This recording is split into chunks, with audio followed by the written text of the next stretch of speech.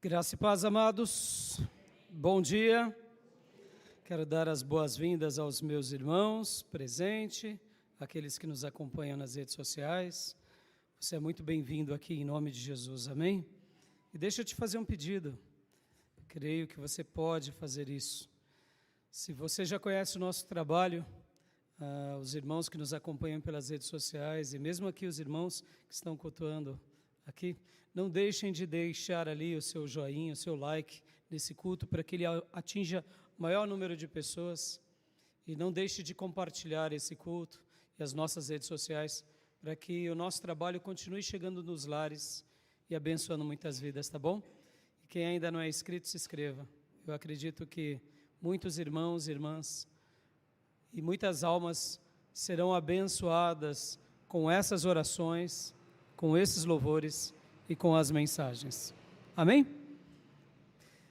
Convido o meu irmão, convido a minha irmã a abrir a sua Bíblia em Apocalipse. Apocalipse, capítulo de número 21, meus irmãos.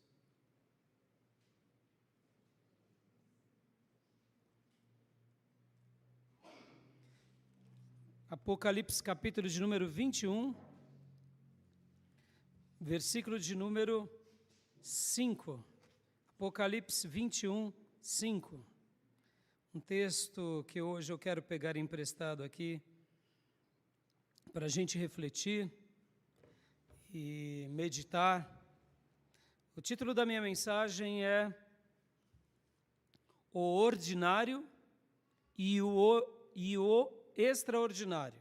Fiz questão de deixar o artigo definido nas duas palavras.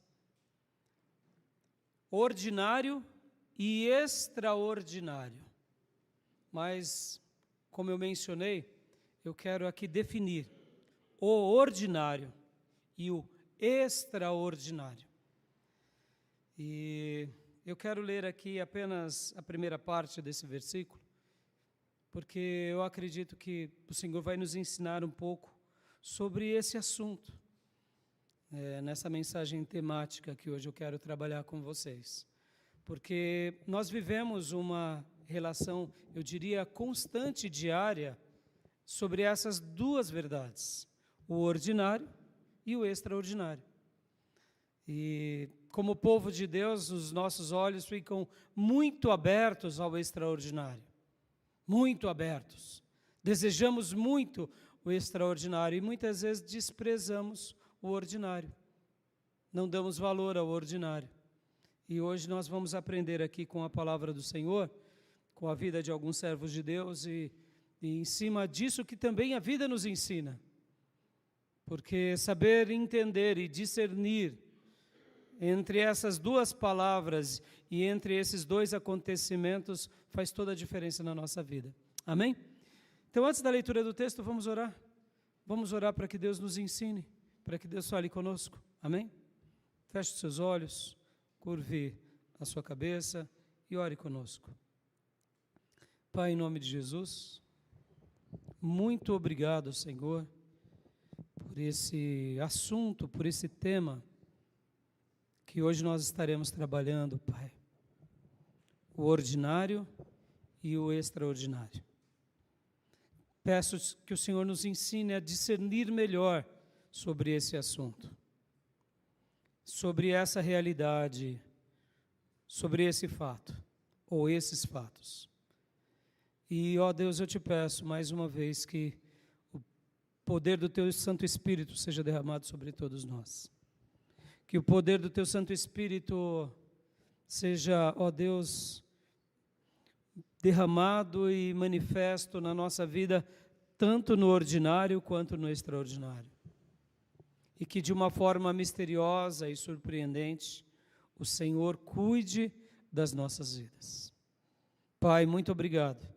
Muito obrigado pelos meus irmãos aqui presentes, por aqueles que nos acompanham nas redes sociais, onde quer que eles estejam. E eu te peço agora, fala conosco, Senhor. Fala conosco e nos ensina.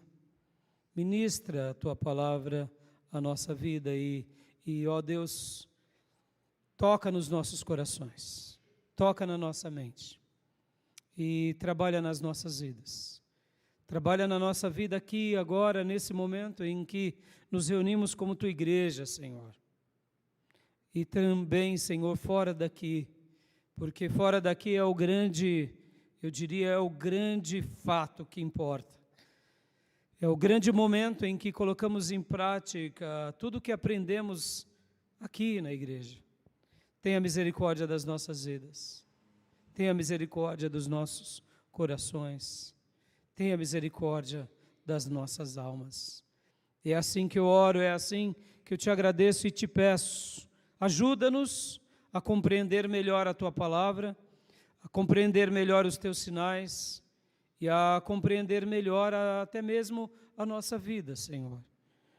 O nosso coração e quem sabe os acontecimentos que estão diante de nós.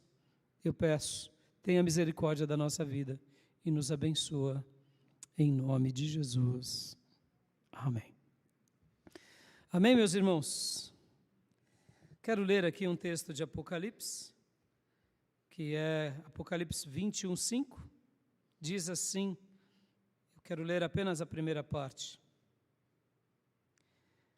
Aquele que estava sentado no trono disse: estou fazendo nova todas as coisas. Amém? O Senhor, aquele que reina, aquele que se assenta sobre o trono, nosso Deus amado, Ele sempre nas nossas vidas está fazendo nova todas as coisas. Ou como diz na revista atualizada, eis que faço nova todas as coisas. Amém? Você crê nisso? Que Deus a cada amanhecer, a cada dia, assim como as misericórdias dele são infinitas e elas se renovam a cada manhã, Deus ele está fazendo nova todas as coisas na nossa vida, porque Ele tem o melhor para nós. Você crê nisso, meu irmão? Então diga para o irmão que está do teu lado, Deus está fazendo nova todas as coisas na sua vida.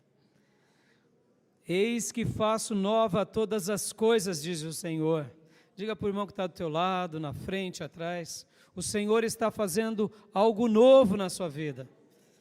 Ele está fazendo algo novo no seu casamento, na sua família. Aleluia. Estou fazendo novas todas as coisas. Algumas outras versões também diz. Em outras palavras, Deus ele sempre fará. Ele sempre fará. A questão não é Ele fazer, é nós notarmos, é percebermos e principalmente aprendermos. Enquanto eu ouvi uma aula de arqueologia do arqueólogo e historiador Rodrigo Silva, que, por sinal, é um dos melhores no Brasil e quero acreditar que desponta até no mundo.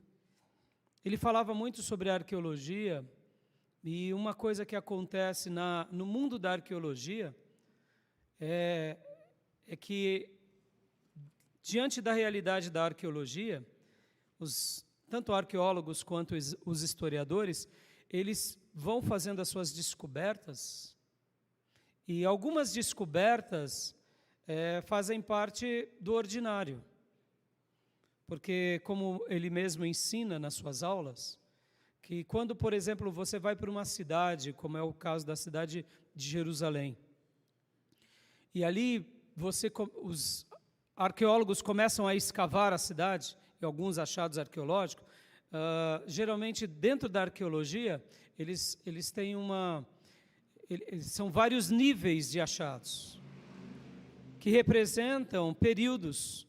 É literalmente, como ele ensina, como um sanduíche. Sabe um sanduíche? Né? Quando alguém faz uma descoberta arqueológica, eles começam a desenterrar, e de repente eles acham uma camada de acontecimentos na história, que representa um período de 100 anos, 200, 300 anos. De repente, em cima desse achado tem outra camada de história que está lá soterrada, que representa um outro período, um período muito mais antigo. E é muito curioso porque alguns acontecimentos na vida humana e mudanças fizeram parte do ordinário, ou seja, uma nova geração veio habitar numa região, e ali eles destroem tudo que existia e começam a construir coisas novas, porque as coisas antigas eram velhas, e ali eles vão reconstruindo em cima, passam-se 100, 200, 300, 500 anos, aí uma nova geração vai para aquela região, constrói tudo de novo, ou seja, na história e na arqueologia isso acontece, ou seja, esses achados arqueológicos fazem parte do ordinário, né? Por exemplo, irmãos, é um pouco difícil de explicar, mas eu vou tentar traduzir. Hoje nós temos máquinas, tratores, caminhões gigantes, guindastres. Então, nossa civilização contemporânea, a gente vê muito isso. De repente, tem uma região, chega lá, 10 tratores, 20 caminhões, em um mês eles arrancam um monte, onde era um vale, onde era um brejo, vira ali um novo loteamento e uma cidade nova nasce. Então a gente está acostumado com isso, não é assim? Quando a gente vê lá, por exemplo, em Dubai, praias que foram construídas pelos homens. Literalmente bairros e cidades são construídas. Chegam grandes empresas e começam a colocar grande quantidade de pedras e constrói uma cidade. É uma loucura. Então, para nós, é algo que faz parte do nosso dia a dia. Nós não notamos a diferença, porque isso está acontecendo o tempo todo. Podem ver, hoje implodimos prédios, casas, mas antigamente não era assim. Antigamente não era assim. Vou dar um dado aqui, arqueólogo e histórico fantástico. Por exemplo, o Farol de Alexandria. O Farol de Alexandria. Alexandria, uma cidade no Egito que foi muito famosa, principalmente depois da conquista de Alexandre o Grande.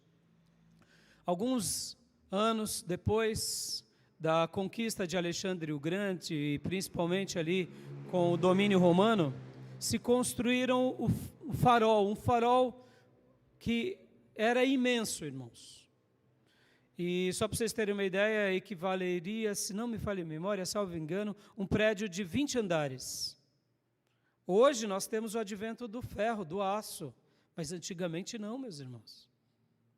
Então, como você vai construir algo tão suntuoso e tão gigante antigamente? Eu não me recordo agora os metros. E o que acontece? Esse farol, ele ficou de pé durante 1.500 anos, aproximadamente. Na antiguidade se faziam desenhos sobre ele. Mas, de repente, num terremoto que aconteceu lá no Egito, ele não resistiu e ele desabou. Então, sobraram apenas os destroços. E, recentemente, pesquisadores encontraram no fundo do mar várias partes e peças que sobraram dentro do fundo do mar e que foram preservadas. Então, eles fizeram a reconstrução digital de como seria o farol de Alexandria. Então, perceba, muitos acontecimentos na nossa vida fazem parte do ordinário, a vida. E alguns adventos na vida do ser humano, o extraordinário acontece. Um terremoto é algo extraordinário. Um tsunami é algo extraordinário. Que muda tudo. Muda tudo. A queda, por exemplo, de um meteoro é algo extraordinário. Uma mudança climática é algo extraordinário. Muito abrupta, muito violenta. Por exemplo, nós sabemos que um dia na Terra existiu dinossauros. Como a gente tem certeza que existiu dinossauros? É porque temos os fósseis. Está lá. Né? Todo mundo acha que a evolução ela é ruim, mas não necessariamente, meus irmãos. Imaginem a gente andando na rua com um T-Rex. Não ia sobrar ninguém, né? Então, na história humana acontecem fatos e acontecimentos que a gente não explica. Tem hora que faz parte do ordinário, mudanças, E alguns episódios são extraordinários, como eu mencionei, terremotos.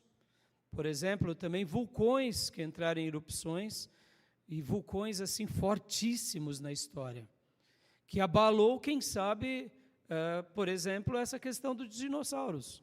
Até hoje os cientistas não descobriram se foi a queda de um grande meteoro, por exemplo. Recentemente, por causa do advento da tecnologia, e principalmente dos satélites, se consegue enxergar aonde no planeta caíram certos meteoros. Por exemplo, no México, em outras regiões, existem crateras enormes que possivelmente, quem sabe, foi num desses meteoros que mudou, né, o planeta. Não sei se você já ouviu falar que possivelmente a Terra do nosso planeta ela era unida, e de repente houve uma separação, é o chamado Pangeia. Ou seja, tanta coisa que aconteceu, que faz parte do quê? Hora de uma vida normal e ordinária e hora de um acontecimento extraordinário. Por que eu estou falando tudo isso? Estou falando tudo isso porque é importante a gente entender. Tem vezes que a gente, com filhos de Deus, fica em busca apenas do extraordinário e não desfruta dos milagres que acontecem no ordinário. Assim como também, só para eu ilustrar um pouco melhor, perceba, hoje a gente não nota da importância de termos luz elétrica. Luz elétrica, uma coisa tão simples, tão comum para nós. Falta luz, 8 horas da noite, vai voltar meia-noite, as pessoas ficam desesperadas, não ficam? Por quê? Faltou luz. Parece que acabou o mundo. Não é assim? E num blackout maior, de 1 dia, 2 dias? Pelo amor de Deus, isso é algo que nem imaginamos, não estamos preparados para isso. Mas perceba, irmãos, olha só que coisa interessante. Algumas descobertas científicas mudou a nossa vida. A descoberta da luz com Thomas Edison. A descoberta da aviação, meus irmãos. Hoje é comum pessoas que trabalham num estado e no final do dia eles voltam para sua casa, para dormir na sua cama. É comum. A descoberta da aviação. E hoje, até mesmo, como eu mencionei há pouco, a questão de satélite. Perceba, onde chegamos com as conquistas espaciais? Ou seja, as descobertas científicas mudaram a nossa vida. A tecnologia, meus irmãos. Olha o que a tecnologia está fazendo. A ciência, de uma forma geral, o genoma humano. Percebam que algumas coisas acontecem na nossa vida, fazem parte do ordinário. Mas em algum momento um fato novo acontece que muda-se uma geração, muda-se um povo, muda-se uma civilização. Por exemplo, irmãos, nós somos fruto daquilo que os gregos começaram lá atrás a trabalhar como democracia, como república, depois os direitos, como os romanos no direito. A nossa civilização e o mundo hoje foi influenciado, graças a Deus pelas repúblicas, pela democracia, graças a Deus pelas faculdades, meus irmãos. Perceba, algo tão comum nos nossos dias, mas antigamente não era assim. Antigamente, fazer faculdade, apenas pessoas nobres. Quando nós lemos lá em Lucas que ele era o médico, a gente pensa que o médico bíblico é igual ao médico atual, né? Não tem nada a ver. Claro que não tem nada a ver no aspecto da ciência, mas na antiguidade, uma pessoa rica, que tinha vários escravos e empregados, ele separava, quem sabe, um garoto ou uma garota que era o mais inteligente e ele financiava a faculdade de medicina. Para quê? Para cuidar da família. Porque vocês acham que antigamente tinha hospital público, tinha SUS? Não, meus irmãos. Não, só reis, só quem era da corte. Perceba, algo tão comum, não é? Hoje você tem um contato com um médico no posto, no seu convênio, no hospital público, numa emergência. Mas não era assim na antiguidade. Na antiguidade, apenas pessoas ricas e muito ricas. Aí esse médico, que cuidava da família, depois de cuidar durante muitos anos, ele comprava, ou ele ganhava, né, a sua alforria, e agora ele podia viver com suas posses, mas ele era um escravo. Era um escravo de alguém rico. Só para vocês terem uma ideia, meus irmãos, hoje, nos nossos dias, uma pessoa que ela é considerada classe média, ela vive muito melhor do que os reis da Idade Média. Sabia disso? Os reis na Idade Média dependiam de vários fatores. Se o seu império, ou melhor, né, no caso, reino estava em guerra, se havia secas. Irmãos, essa questão hoje que nós desfrutamos é fruto da tecnologia, é fruto da ciência, é fruto do conhecimento, das escolas, das universidades. A gente não percebe, porque somos frutos dessa geração, dessa civilização. Mas muitas coisas aconteceram na vida humana que mudaram a história humana. Como eu mencionei há pouco, uma guerra, irmãos, na antiguidade mudava muitas vezes a história de um povo, de uma civilização. Um acontecimento, ou seja, de uma vida ordinária tinha um acontecimento extraordinário, porque uma guerra pode ser um acontecimento extraordinário, e uma história de um povo foi mudada do dia para a noite, como aconteceu, por exemplo, com o povo de Deus no cativeiro babilônico. Quando Nabucodonosor realmente conquista Jerusalém, e os soldados da Babilônia destroem todos os palácios e o templo, o povo de Deus foi levado cativo para a Babilônia e lá ficaram por 70 anos. Ou seja, um acontecimento extraordinário mudou a vida daquele povo. Foram levados para uma terra distante, muitos morreram, alguns foram dispersos, só um remanescente sobrou que ficou vivendo no meio da miséria durante 70 anos lá em Israel. Percebam, a gente tem hora que não percebe que a gente está vivendo o ordinário e o extraordinário. E hoje eu quero falar sobre isso com vocês, porque deixa eu definir aqui para eu ir para os meus pontos. O que é o ordinário, irmão? O ordinário é aquilo que está em ordem, faz parte do dia a dia, é o monótono. Sabe, eu sei que muitas vezes a gente ouve essa palavra, fulano é um ordinário, virou uma ofensa, né? Uma ofensa, mas na realidade o ordinário vem de ordem, vem de regularidade, vem de constância. Irmãos, estar em ordem é maravilhoso, ter constância é maravilhoso, ser uma pessoa que tem uma profissão e ela é regular na sua profissão é maravilhoso. Um funcionário que não chega atrasado, que não falta. Pergunte para um patrão se um funcionário desse vale ouro. Claro, porque basta o patrão ter funcionários que chegam atrasados, faltam, né? Cozinham o frango, e ainda frango velho. Pelo amor de Deus, é terrível para o empresário isso. É terrível. Não é assim, mamãe, quando você leva a sua filha ou seu filho para a creche e não chegaram os professores, te atrasa no seu trabalho, ou seja, o efeito cascata. O ordinário é algo bom. Não ir ao médico, ter saúde indiferente da época, é maravilhoso. Continuar, sabe, saudável, continuar tendo uma vida saudável, sentindo a energia fluir, é maravilhoso. Continuar passando de ano, pastor, estudar é muito difícil, sempre atingindo um objetivo, alcançando um novo objetivo. Mas isso é uma vida ordinária, pastor. Não, o ordinário não é ruim, irmãos. Ele é repetitivo, ele é cansativo, ele nos deixa com exaustão, mas ele não é ruim, estão entendendo?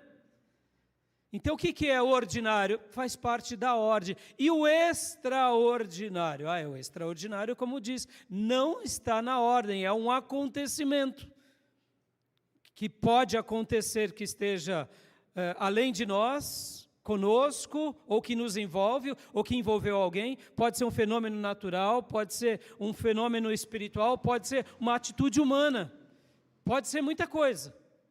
Então, o extraordinário é algo grande. É algo que não está na ordem. É algo que foge. Então, tudo bem até aí? Tudo bem?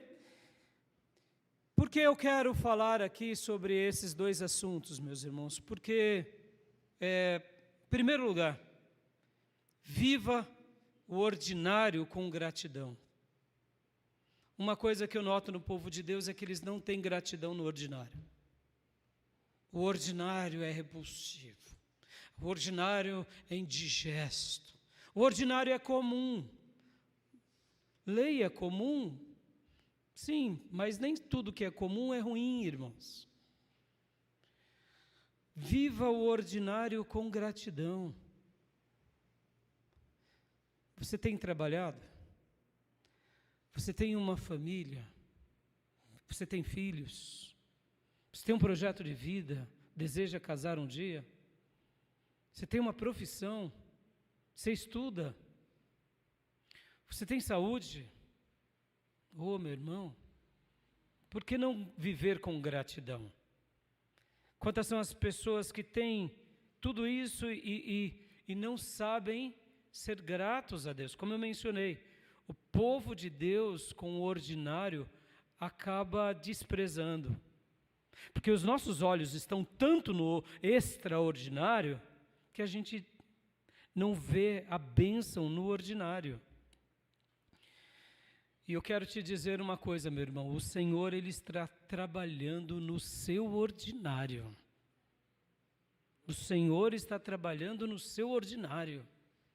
Sim, naquela dificuldade diária, naquele embate cotidiano. Seja grato no seu ordinário. Quero ilustrar aqui com a vida de Ana e de Samuel. Ana e Samuel. Ana era uma mulher estéril, que tinha uma dor no seu ordinário. E o que ela faz? Ela vai na casa de Deus, mesmo debaixo de muita humilhação. E o que ela faz? Ela clama a Deus. Ela não obriga a Deus, mas ela era grata. E ela faz um pedido. Qual foi o pedido dela? Simplesmente ter um filho ordinário. Como qualquer mãe saudável. Porque isso é coisa do gênero feminino. Amém? Aleluia! Não é coisa do gênero masculino. Todas as mulheres saudáveis vão gerar filhos, ou que, claro, leia-se saudável, meus irmãos, que aqui depende do casamento, depende do marido e da mulher, muitas vezes não é a mulher. Hoje nós sabemos disso, por causa do advento da tecnologia. Muitas vezes a questão está mais no homem, está mais na questão da compatibilidade sanguínea. Então, muitas vezes, mas leia-se assim saudável naquela perspectiva. Naqueles dias havia um estigma, que a mulher que não desse um filho, ela era amaldiçoada. Graças a Deus, hoje não acontece isso mais. Amém, meus irmãos? Nós temos a clareza, até mesmo, e a compreensão pela ciência, que a pessoa não é amaldiçoada porque não realiza esse feito. Ela simplesmente está diante daquilo que a gente entende ser a provisão de Deus. Podem ver, enquanto algumas meninas são extremamente férteis, outras não. Enquanto algumas pessoas até de idade já estão entrando na menopausa, estão engravidando, explica? São os mistérios da vida. Mas voltando para Ana, ela queria apenas o quê? Um bebê. Um bebê. E o que ela faz? Guarde isso, vou trabalhar já já. Ela ora. E nasce quem? Samuel. Quem foi Samuel, meus irmãos? Talvez você esteja dizendo, pastor, ele era extraordinário. Sim, ele se tornou. Ele se torna, sim, uma pessoa extraordinária. Mas lembra o comecinho da vida de Samuel? Como que era o comecinho da vida de Samuel? Era uma vida ordinária. O que ele fazia?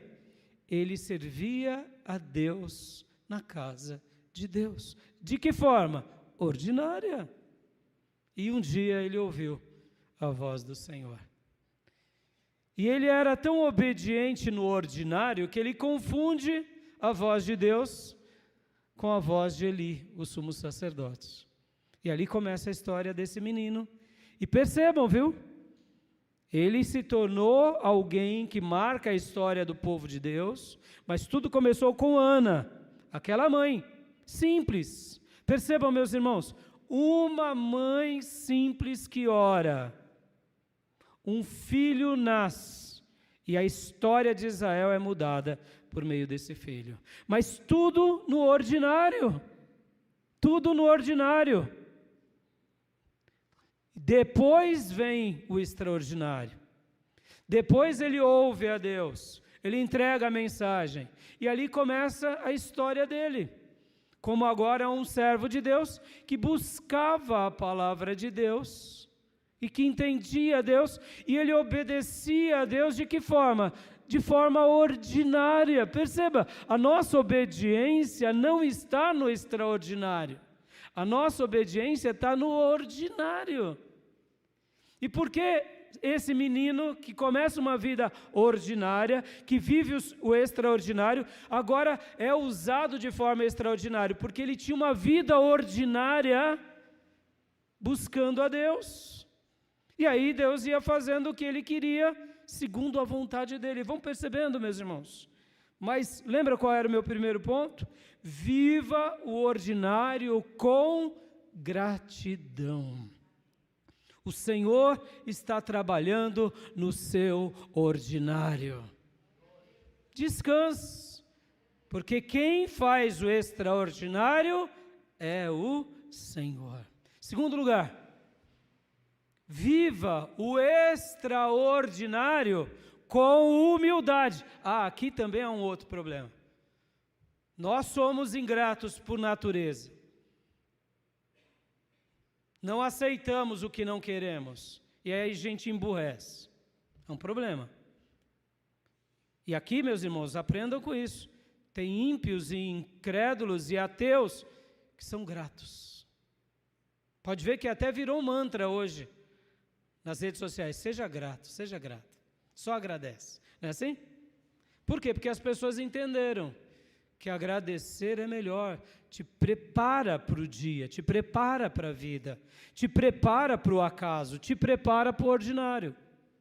Então a gente não precisa ser crente para entender essas coisas. Amém, meus irmãos? Mas como crentes, deveríamos ser o grande exemplo de gratidão. Amém? Concorda? Opa, temos Deus, temos a revelação, temos o Espírito Santo, temos a sabedoria de Cristo. Opa, porque a gente tem que aprender com o ateu. Se a gente não for ensinável, a gente vai ter que aprender com as pedras, porque elas vão clamar. Segundo lugar, viva o extraordinário com humildade. Aqui é um pulo do gato. Por quê? Porque o povo de Deus gosta do extraordinário. E quando acontece, é porque eu fiz, eu orei, eu busquei, eu dizimei, eu trabalhei, eu. Louvado seja eu, glorificado seja a mim. É assim que a Bíblia ensina? Não. E aí a gente morre no extraordinário. Deus está preparando o extraordinário no nosso ordinário. Aí acontece. Aí a gente fica soberbo. Por quê? Porque a gente não sabe lidar com o extraordinário. Deixa eu te ensinar, meus irmãos.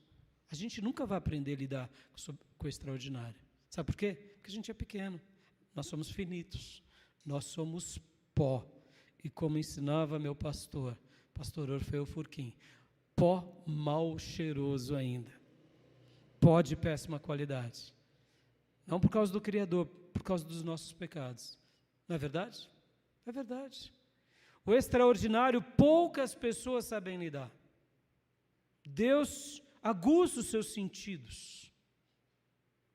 Você, do dia para a noite, passa a ser como Salomão.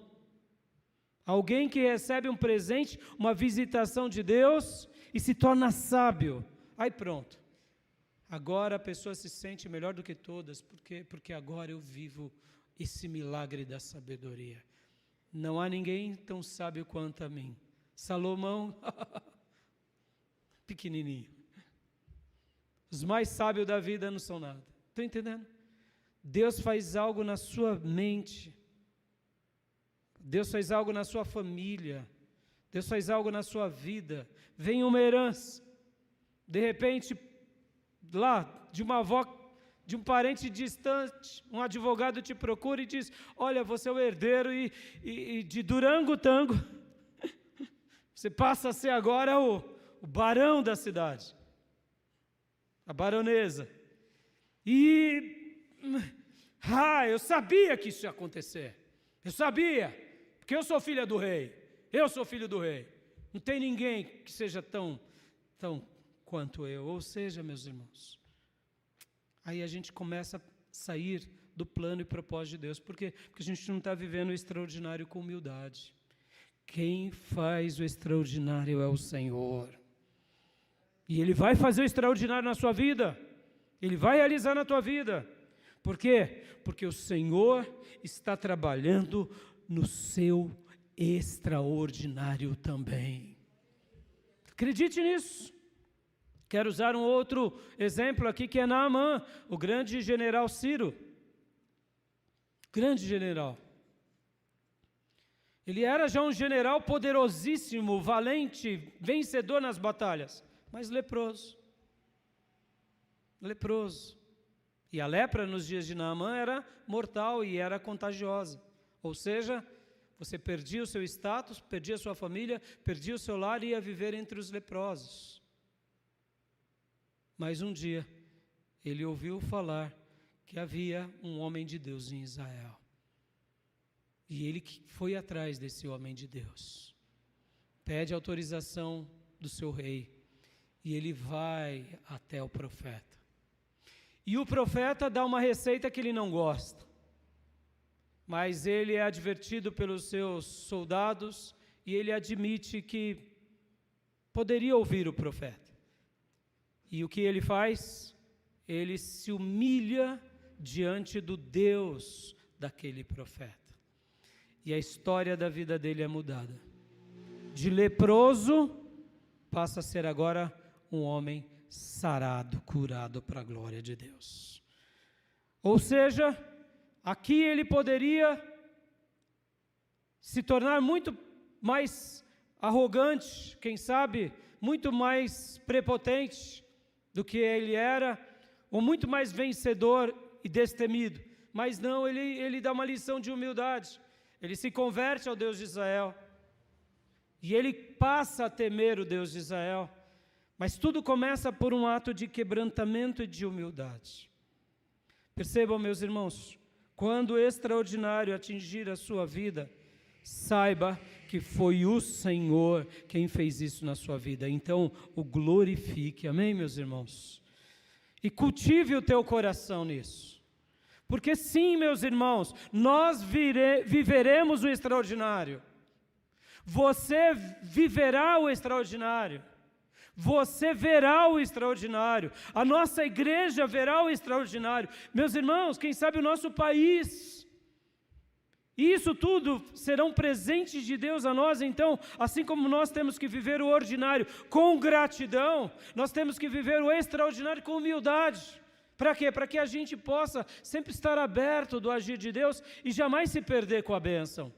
Porque quando eu não sei viver com o extraordinário, eu me perco com as bênçãos, ou eu me perco inclusive na fé, ou eu me perco, quem sabe, com os meus próprios dons.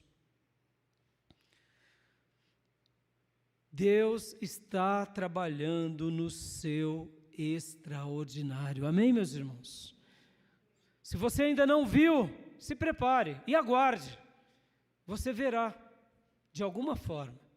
E quando tudo isso acontecer, nutre o teu coração, sempre com muita humildade. Eu quero mostrar em terceiro lugar para vocês, para todos nós, que o extraordinário de Deus, ele sempre está na nossa vida ordinária. O extraordinário de Deus sempre está na nossa vida ordinária, como eu mencionei, porque muitas vezes não somos gratos, os nossos olhos não se abrem, ou porque a gente não é humilde, a gente não compreende muito bem. Aonde está, pastor, então, o grande extraordinário de Deus na nossa vida? Porque o Senhor está dizendo que o extraordinário de Deus na nossa história ordinária acontece. Aonde aconteceu? maior feito de todos. O maior feito de todos. Talvez você esteja pensando, foi quando Deus criou o homem no jardim do Éden, né, pastor? O ser humano é o ápice da criação de Deus, não tenha dúvida. Mas mesmo assim, ele não é autorredentivo. Mesmo quando Deus cria Adão e Eva, Deus tinha um projeto com eles. Eles são a coroa da criação de Deus, mas ainda não é o principal de Deus. O que é, ou quem é o principal de Deus, ou o grande extraordinário de Deus na nossa vida e na nossa história ordinária? É quando Deus Pai envia Jesus para nos salvar e nos perdoar. Olha aí, meus irmãos, a história humana. Pode ver que nós temos até uma mudança no calendário humano, e os homens tentam até mudar essa datação. Sempre foi chamado de antes de Cristo e depois de Cristo. Recentemente, aqueles que buscam caminhos mais ideológicos para tentar mudar a história, tentam mudar o nome antes de Cristo e depois de Cristo, tentando deixar uma vida sem religião.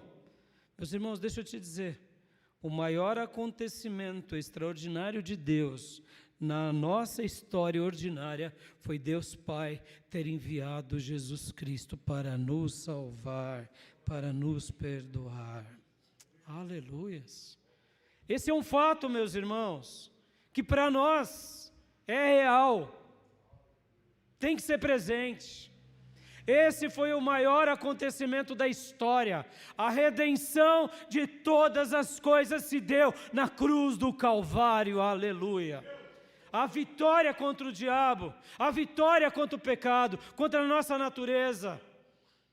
Jesus Cristo, nascendo, crescendo e morrendo em nosso lugar, e ressuscitando ao terceiro dia, e depois sendo elevado aos céus, no 40º dia. Aleluia!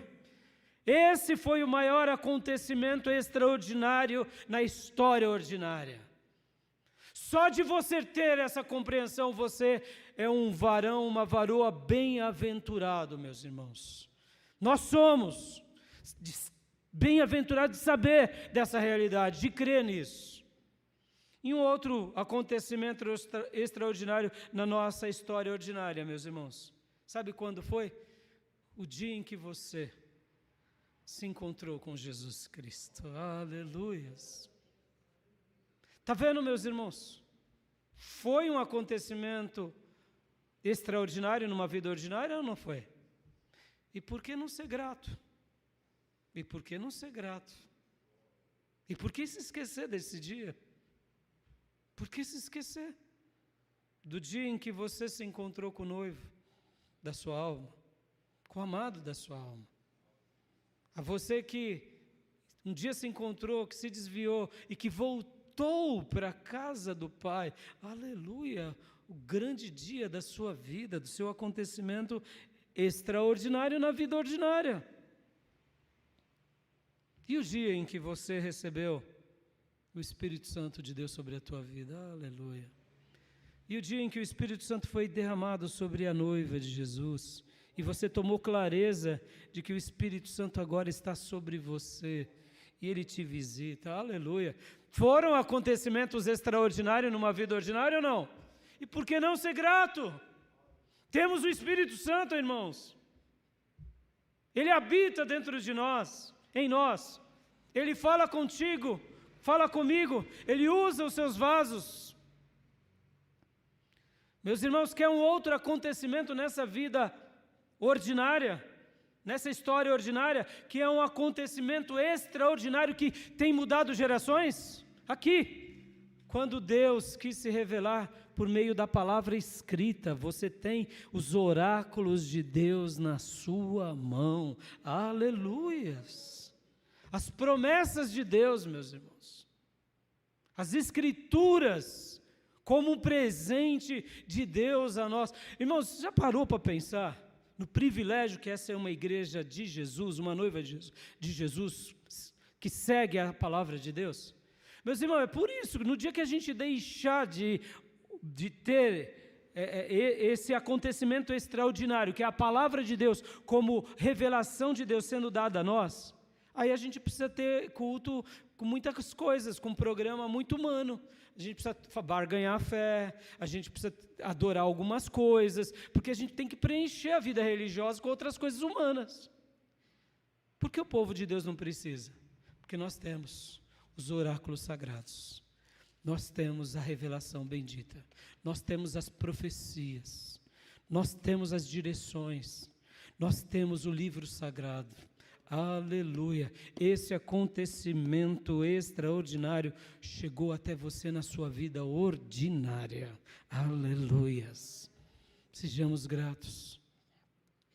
Outra coisa extraordinária que acontece na nossa vida ordinária, na nossa história ordinária, o dia que Deus nos dá dons e talentos espirituais. Oh, meus irmãos, é tão maravilhoso ser presenteado por um dom espiritual. É tão maravilhoso ser agraciado por talentos, por dons, e ter a certeza que aquilo veio de Deus em nós, para que a gente possa ser canal dele na terra. E Deus nos usa como instrumentos dele na terra entre os homens. Foi um acontecimento extraordinário na nossa vida ordinária. Foi ou não foi? Meus irmãos, não se esqueça dos seus dons, não se esqueça dos seus talentos, não se esqueça que é Deus quem quer te usar na terra. Não enterre os teus talentos, filho. Não enterre os teus talentos, filha. Descubra novos talentos. Gordon MacDonald, um grande líder americano, ele disse que quanto mais o tempo passa e o Filho de Deus ele é aprovado, Deus vai mostrando na caminhada novos dons e talentos, mesmo depois de muitos anos. É surpreendente a parábola dos talentos acontecendo na vida de um filho de Deus. Muitas vezes você descobre algo na sua vida, no ministério que Deus te deu, e tudo começa com um dom. E você acha que aquele é o único dom, e de repente na caminhada, Deus faz nascer novos dons, e que esses novos dons se tornam até mais excelentes do que aquele primeiro dom. Aleluia! Acontecimentos divinos, extraordinários, na sua história humana ordinária. Posso ouvir glórias a Deus? E outros acontecimentos extraordinários na vida e na história ordinária de muitos servos de Deus que aconteceram. Eu posso dizer na vida dos apóstolos e profetas. Eles eram pessoas simples, que viviam o ordinário dia a dia. Mas Deus os levantou nessa terra para serem vasos e usados. E até hoje, os apóstolos e profetas são lembrados por nós, porque eles foram os instrumentos de Deus ao escreverem a revelação de Deus. Aleluias. Percebam, meus irmãos, quem é que valoriza um profeta? Quem é que valoriza um apóstolo? Só um verdadeiro cristão. Para nós, eles foram os heróis de Deus nessa terra. Amém, meus irmãos? Quarto lugar. Procure ter um equilíbrio entre o ordinário e o extraordinário. Esse é o grande segredo, ter equilíbrio. Ter equilíbrio entre o ordinário e o extraordinário. Porque o Senhor ele está trabalhando em nossas vidas e em nossa história nessas duas áreas. E eu até gostaria de dar uma tônica maior aqui para o ordinário. Porque, meus irmãos, como eu mencionei, a gente fica com os olhos tão fixos no extraordinário que a gente acaba ficando doente, só esperando por ele. Não, tem equilíbrio. Viva o ordinário com regularidade. Viva o ordinário como algo comum, como uma bênção. E deixe Deus agir no extraordinário.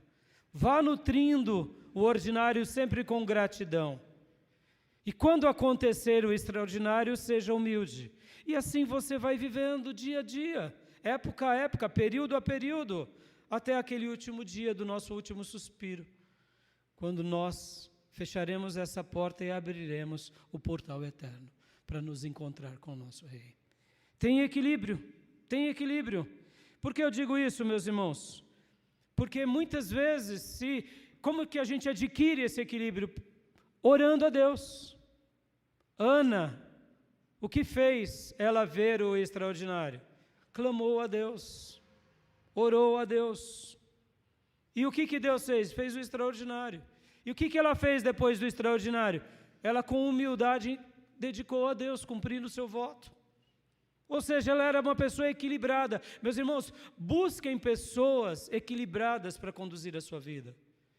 Somos fruto de uma sociedade, como eu mencionei na minha introdução, de muitas coisas, e coisas grandes, e coisas até surpreendentes, na indústria, na tecnologia, na ciência, e a gente sofre, eu diria, de um princípio megalomaníaco em tudo. A gente não tem um equilíbrio. Pode ver, meus irmãos, a gente não sabe ver beleza no segundo colocado, no terceiro colocado. Tem que ser o primeiro colocado. Somos, eu diria, aficionados pela vitória. Meus irmãos, deixa eu ensinar um segredo que a Bíblia nos deixa claro nas entrelinhas. As derrotas nos ensinam mais do que as vitórias. As derrotas nos ensinam mais do que a vitória. Ou seja, seja equilibrado. Busque sim a vitória, mas quando tiver uma derrota, avalie ela. A nossa sociedade megalomaníaca pega a derrota e joga no lixo. E nós, como cristãos contemporâneos, falamos, essa derrota é do diabo, o diabo que arrancou a minha vitória. Ou seja, infantilidade, espiritualidade tola e fútil. Muitas vezes Deus está permitindo a gente passar a experiência de Paulo. Irmãos, o grande apóstolo recebeu pelo menos 3 bofetadas do diabo, e ele não teve vergonha de relatar. Está lá, no texto sagrado. Ora, se um cristão, um pastor, um evangelista, um músico tomar os bofeteadas do diabo, e todo mundo souber que foi o diabo, o que a igreja vai falar? Está vendo, irmão? Está na carne. Olha lá. Olha lá, desviou. E eu te digo, será que não é Deus ensinando aquele irmão? Equilíbrio, filhos, equilíbrio. Equilíbrio. Tem hora que Deus vai permitir isso, e se o Senhor permitir isso, qual é a lição que fica para nós? A lição de Paulo. A minha graça te basta, porque o meu poder se aperfeiçoa na fraqueza. Paulo, eu mandei, o diabo me obedece, ele foi, e você só não estava entendendo, mas eu estou mandando. Ou seja, equilíbrio, meus irmãos, equilíbrio. Oremos a Deus, busquemos a Deus, deixemos o pensamento megalomaníaco. Eu sei, faz parte da nossa história, da nossa civilização. A gente não quer um voozinho de helicóptero, a gente quer um avião, um jato, etc. e tal, a gente quer chegar no espaço. Irmãos, quem disse que a gente vai chegar lá? Nosso mestre não saiu de Israel, a não ser quando ele era criança. E ele é o maior de toda a história de todos os homens, aleluias. Deus não escolheu os mais capacitados para fazer 12 apóstolos. Deus capacitou os seus eleitos, assim será na sua vida. Tem equilíbrio. O que Deus tem para nós?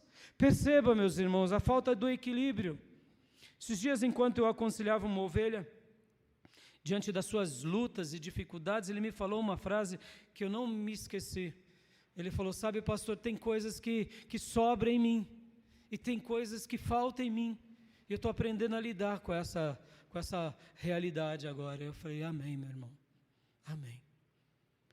Tem vezes que a gente não admite algo que falta na gente. Não, meus irmãos, falta muita coisa em você, em mim.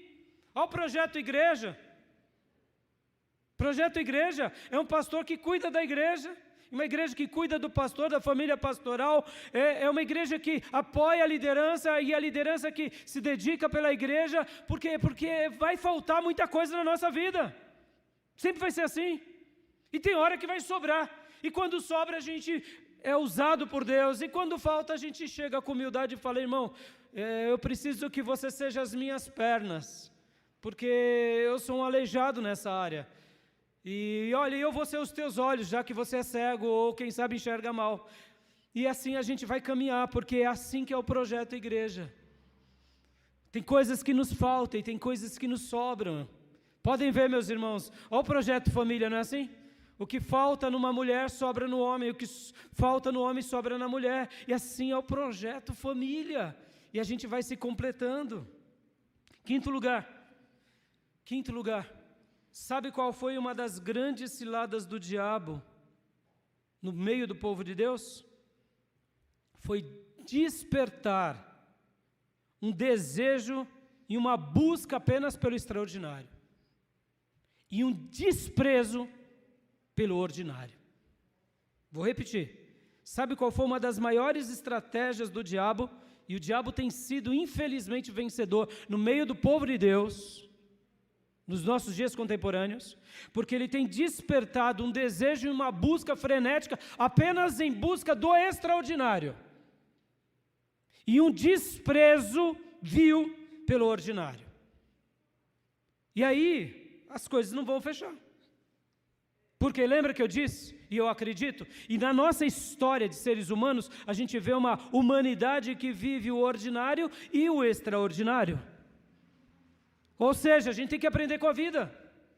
Isso não é eu não estou reinventando a roda. O que eu estou hoje aqui fazendo, e por isso que a gente leu o texto de Apocalipse, estou fazendo nova todas as coisas, eis que faço nova todas as coisas, é hoje Deus tocar em nós, nos nossos sentidos, no nosso espírito, na nossa alma, no nosso corpo, para a gente notar que Deus está no nosso ordinário, e que Ele trabalha de forma extraordinária, e que assim, em meio à humildade e à gratidão, a gente vai aprendendo a viver, e dessa forma, a gente vai glorificando o tempo todo.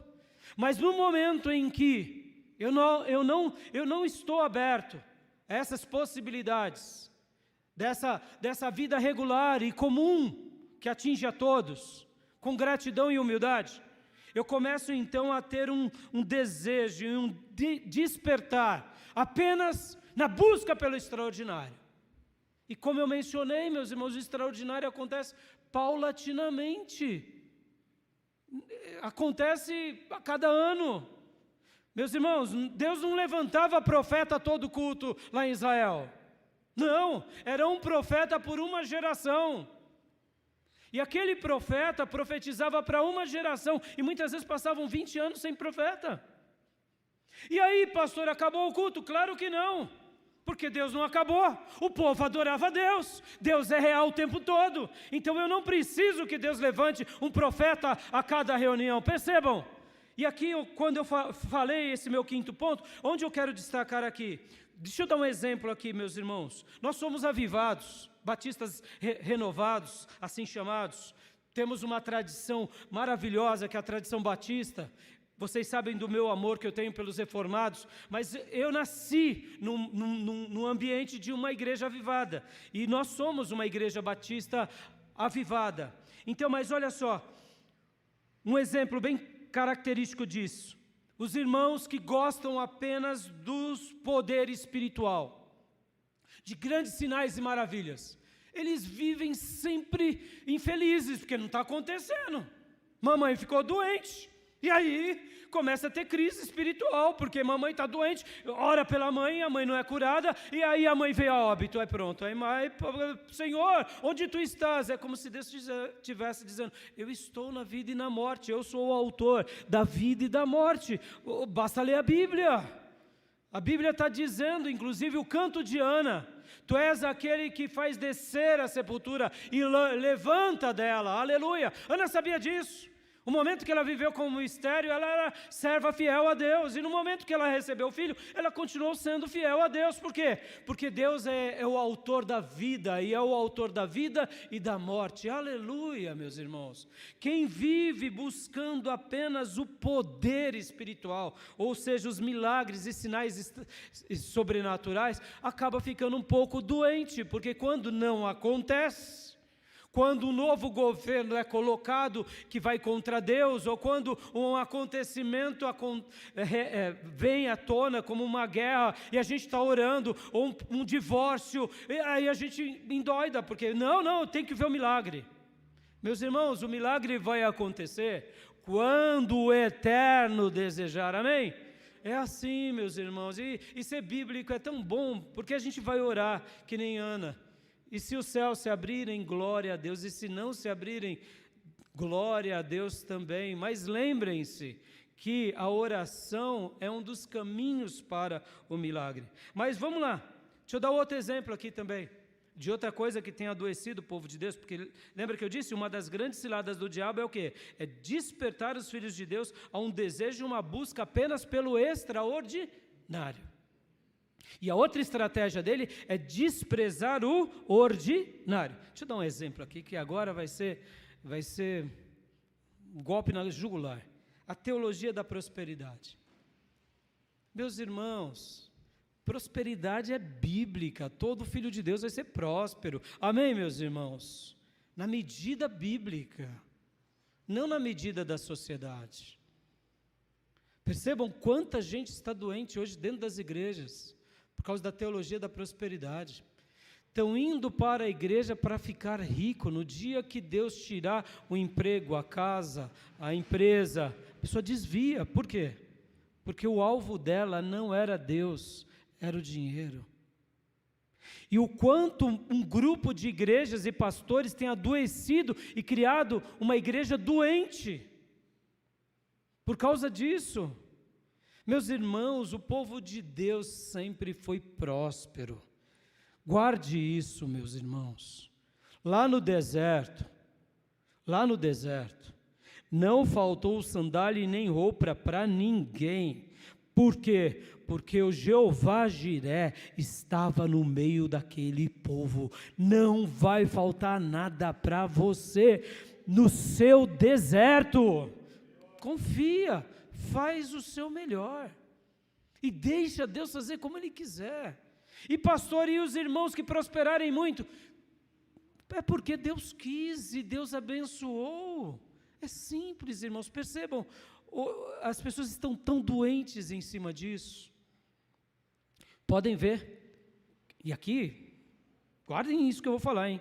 Os católicos romanos, eles não sofrem desse mal que nem os protestantes, viu? Sabia disso? Porque está dentro da teologia católica que os padres e as freiras, eles fazem o quê? Voto de pobreza. E podem ver que os católicos, eles não ficam exigindo que os padres sejam faraós. Não, eles sabem que não.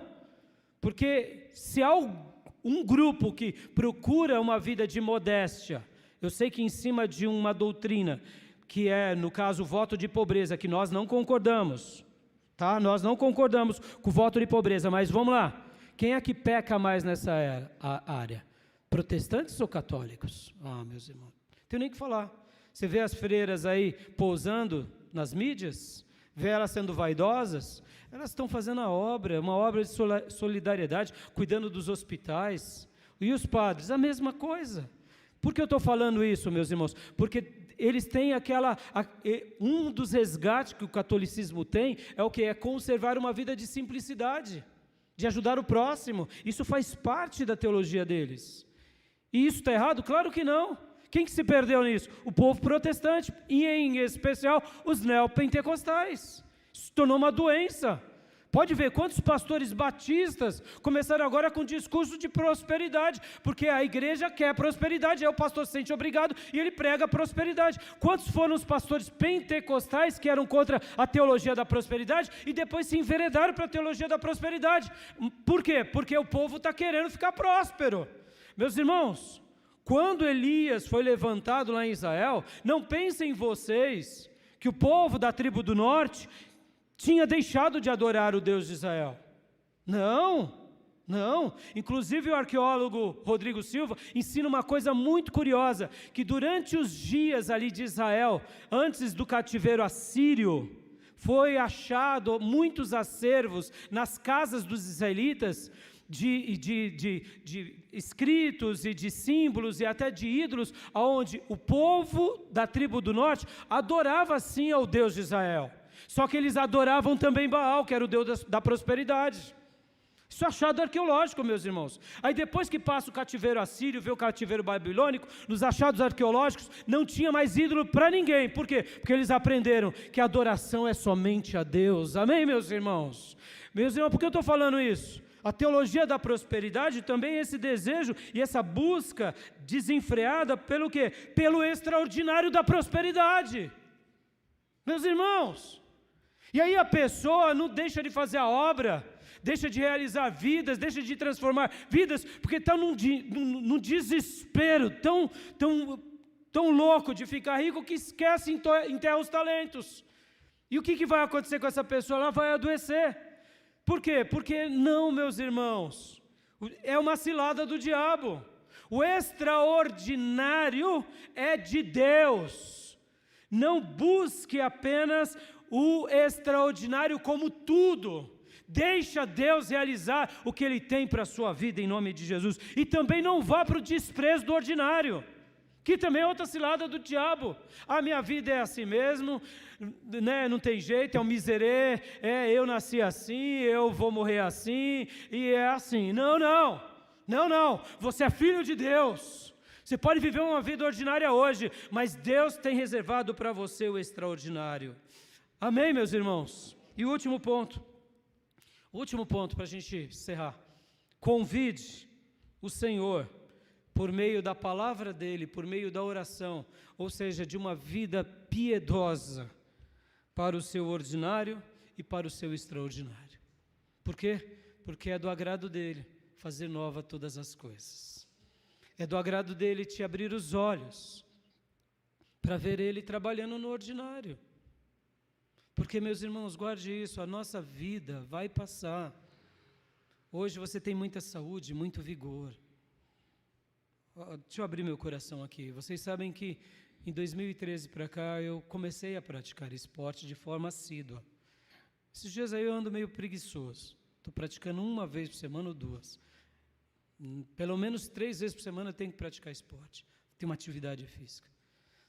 Desde garoto, que eu me tenho por gente, eu gostava de praticar esporte. Para alguns eu era muito ruim, só servia para jogar no gol, vocês já entenderam, né? Só joga no gol é porque você não joga nada, né? Você é perna de pau, era um perna de pau. E eu gostava de fazer exercícios e ter uma atividade física. Desde que eu me entendo por gente, 12, 13 aninhos na minha vida de adolescente. E logo depois de casado, assumindo essa igreja, trabalhando fora, eu me sentia, não posso, eu tenho que cuidar dos irmãos, não posso cuidar e fazer Cooper, correr. Não, os irmãos estão precisando de ajuda, orientação, e eu não tinha esse equilíbrio do autocuidado. E aí minha saúde, depois de muitos anos, naturalmente, ficou muito ruim. Em 2013, eu me lembro como hoje, irmãos, 2013, agosto de 2013, eu orava durante todos esses anos, dizendo, Senhor, me ajuda a ter atividade física, me ajuda a ter uma... E muitas vezes, ao ir ao médico, o médico falava, você precisa de atividade física. Número 1 dos médicos, irmãos, meus problemas de saúde era atividade física. E eu me sentia cobrado, não, mas como que eu vou fazer atividade física? Se eu tenho alunos para dar aula, se eu tenho ovelhas para aconselhar, se eu tenho livros para ler, não posso, eu tenho que buscar apenas no espiritual, e Deus vai cuidar, e sentia no meu espírito, Raimundo, arruma isso na tua vida. E eu me lembro como hoje, eu pedi ajuda para Deus durante tantos anos, e eu, de forma assídua, comecei a praticar esporte dentro da minha casa.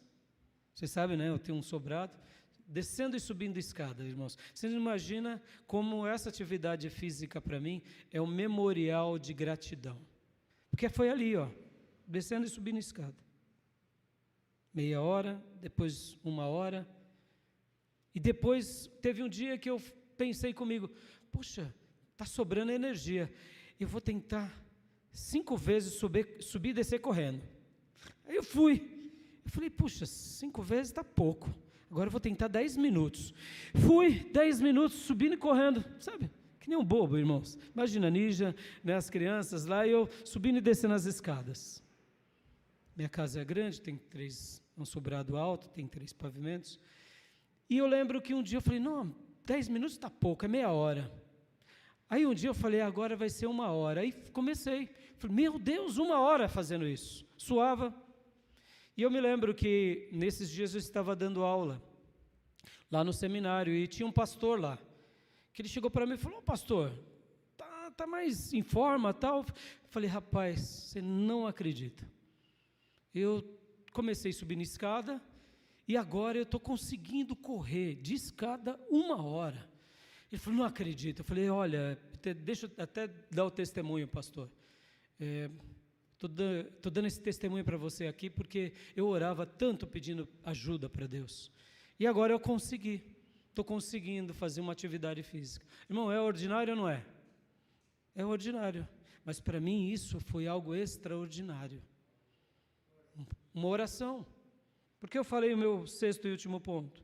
Convide ao Senhor por meio da palavra e da oração ao seu ordinário e ao seu extraordinário. Muitas vezes a gente acha que, não, eu só vou orar por... Não, vai no básico, meu irmão. Resumindo, esse pastor chegou para mim e falou, então, pastor, vamos correr a São Silvestre? Aí eu falei, tá brincando, né? Eu sempre tive um sonho, meus irmãos, um sonho de correr a São Silvestre. Mas como que ia correr se eu não aguentava, 10 minutos correndo, fora de forma? Ele falou, você está fazendo 1 hora de escada? Não. Lá no seminário ele falou assim, você vai correr comigo a São Silvestre? Eu falei, não, estou te dando de presente, está aqui já a sua inscrição. Eu fiquei assim, e eu lembro como hoje, eu participei da minha primeira São Silvestre, 2013. E por que isso foi um divisor de águas para mim? Porque ali a minha vida começou a voltar em sintonia. Por exemplo, irmãos, coisas que eu não fazia aos meus 20 anos de idade, 25 anos de idade, 30 anos de idade. 30 anos de idade foi curioso para mim. Eu comecei a fazer aos 40 e pouco. Comecei a fazer aos 42. Hoje, com 54 anos que farei agora, daqui uns dias, eu consigo fazer coisas que eu não fazia aos meus 20 anos, irmãos. Eu fico surpreso. Por exemplo, vocês sabem, eu gosto muito de jogar tênis. Tenho ido pouco lá no clube, inclusive, porque ali é meu momento com os meus amigos, é meu momento de evangelismo, me sinto um missionário naquele lugar. Tem hora que eu estou jogando com os meninos e eu corro como eles e eu fico assim, fico dando risada. Falo, você está pensando o quê, guri? Que você vai ganhar de mim tão fácil? Você vai suar a camisa. E eu fico feliz, porque disputar com um garoto de 18 anos é muito difícil. O ruim é quando eu perco para um senhor de idade de 70 lá, que acontece. Mas percebam, irmãos, eu vejo Deus agindo no meu ordinário. E eu glorifico, por quê? Porque eu falo, Senhor, me ajuda aqui. Vamos lá, meus irmãos, uma última coisa aqui, desse 6º ponto. Quantas são as vezes que eu estou desesperado para, Senhor, me dá uma palavra para cuidar da tua igreja? Vocês acham que é fácil chegar diante de uma igreja todo domingo e de classes toda semana e sempre ter algo, meu irmão, isso daqui é uma atividade sobre-humana. Muito difícil. E vocês sabem, eu posso não ser um grande pregador, erudito e tal, mas uma coisa que eu tenho que destaca é a minha originalidade. 95% é fruto da minha pena, é fruto do meu trabalho, da minha devoção e da minha piedade. E tem vezes que o culto está chegando e eu estou lá buscando a Deus e nada acontece. Você acha que não dá vontade de copiar uma mensagem de um grande pastor? Mensagem prontinha, gente. E hoje tem a internet, tanta coisa boa, tanta gente abençoada. Mas eu digo, Senhor, é o que o Senhor quer falar para o teu povo? Para aquela ocasião de domingo pela manhã, na Igreja Batista Missionária, o que o Senhor quer entregar a eles? É aquilo que aquele pastor entregou? Na maioria das vezes, é como se Deus falasse, não, filho, pode preparar o seu arrozinho e o seu feijãozinho com ovinho frito. Eu vou estar com você lá. Ou seja, é o extraordinário no meu ordinário. O que eu faço? Eu busco a palavra, eu busco em oração. E aí o que Deus faz? Deus abençoa as nossas vidas. Amém, meus irmãos? Deus está no seu ordinário. Deus está também quando acontecer o seu extraordinário. Tenha equilíbrio, peça a Deus equilíbrio. Peça a Deus, não se esqueça do extraordinário de Deus na nossa história ordinária. E jamais se esqueça que o grande extraordinário de Deus já aconteceu. O nome dele é Jesus. O grande extraordinário de Deus já aconteceu na sua vida. Foi o dia que você aceitou a Ele.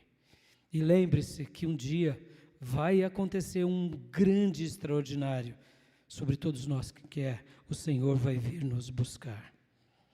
Que o Senhor nos livre das ciladas do diabo, de só olhar e desejar e almejar o extraordinário dos homens. Que Deus nos livre dessa grande cilada do diabo, que é também o desprezo pelo ordinário e a ingratidão pelo ordinário. E que a gente possa convidar o Senhor para cada ordinário da nossa vida. E que o Senhor faça o extraordinário dele conosco. Por quê? Porque, como diz a palavra, estou fazendo nova todas as coisas. E eu quero algo novo de Deus, no meu ordinário e no meu extraordinário. Amém? Eu deixo essa palavra ao seu coração. Quero orar. Pai, obrigado por essa palavra, obrigado por esse momento. Continue falando com o teu povo, com a tua igreja, e nos abençoe grandemente no nosso ordinário e realiza em nós sempre algo extraordinário. E nos faz lembrar dia a dia de que o Senhor já fez a maior obra extraordinária no mundo ordinário, que foi ter nos presenteado com o Salvador, Jesus Cristo, o Filho de Deus. Muito obrigado, Pai. Muito obrigado, Deus. Continue a falar à tua igreja e abençoar o teu povo. Em nome de Jesus. Amém. Amém, meus irmãos. Eu deixo essa palavra ao seu coração, em nome de Jesus.